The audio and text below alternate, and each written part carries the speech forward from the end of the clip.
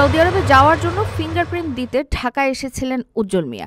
কাজ শেষে ২৩ জুন রাতে যমুনা এক্সপ্রেস ট্রেনে বাড়ি ফিরছিলেন।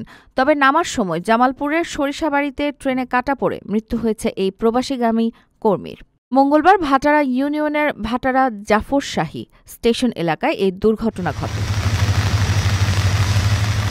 জানা গেছে, ট্রেন ভাটারা জাফরশাহী রেল স্টেশনে পৌঁছলে উজ্জ্বল ট্রেন থেকে লাফিয়ে নামার চেষ্টা করে। এ সময় পা পিছলে ট্রেনের নিচে পড়ে যান এবং ঘটনাস্থলেই তার মৃত্যু হয়। পরে স্থানীয়রা ভোরে তার লাশ দেখতে পেয়ে রেলওয়ে পুলিশ ফাঁড়িতে খবর দেয়। খবর পেয়ে রেলওয়ে পুলিশ ঘটনাস্থলে পৌঁছে লাশ উদ্ধার করে।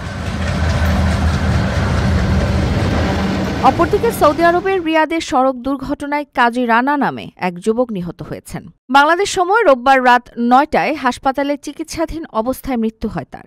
নিহত রানা সীতাকুণ্ড পৌরসভার ৫ নম্বর ওয়ার্ড ভুইয়াপাড়ার কাজী মোহাম্মদ শাহজাহানের ছেলে।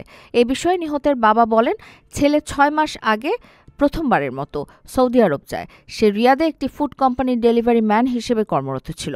সেখানে ২০ জুন ফুড ডেলিভারি করে নিজ বাসার সামনে গাড়ি পার্কিং করার সময় পেছন থেকে একটি প্রাইভেট কার এসে সজোরে তাকে ধাক্কা দেয়। এতে গুরুতর আহত হয় সে। প্রিয় প্রবাসী, আপনার নিরাপদ ভবিষ্যতের জন্য অর্ধেক দামে আজই ফ্ল্যাট বুকিং করুন। ঢাকায় প্রবাসী সিটি দিচ্ছে সীমিত সময়ের স্পেশাল অফার। জমিও ফ্ল্যাট একসাথে। যোগাযোগ করুন স্ক্রিনে দেওয়া নম্বরে।